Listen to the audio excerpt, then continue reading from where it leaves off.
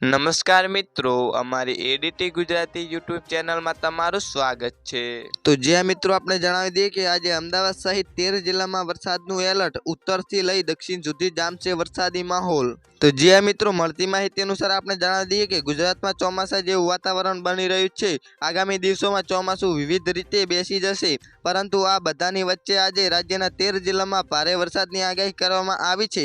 હવામાન વિભાગ અનુસાર આજે ઉત્તરથી દક્ષિણ સુધી ભારે પવનો ફૂંકાશે અને વરસાદ ખાબકશે। ગુજરાતમાં છેલ્લા 2-3 દિવસથી છૂટોછવાયો વરસાદ પડી રહ્યો છે। હવામાન વિભાગે 7 જૂન સુધીની છૂટાછવાયા હળવા વરસાદની આગાહી કરી છે। આજે દક્ષિણ ગુજરાત ઉપરાંત ભાવનગર, મહેસાણા, ગાંધીનગર, અરવલ્લી અને છોટાઉદેપુર સહિત ઘણા જિલ્લાઓમાં હળવાથી મધ્યમ વરસાદ થવાની સંભાવના વ્યક્ત કરવામાં આવી છે। જી હા મિત્રો, આજના માટે આટલું જ। મિત્રો, અમારી ચેનલમાં નવા હોય તો અમારી ચેનલને લાઇક, શેર અને સબસ્ક્રાઈબ કરી લેજો। ધન્યવાદ।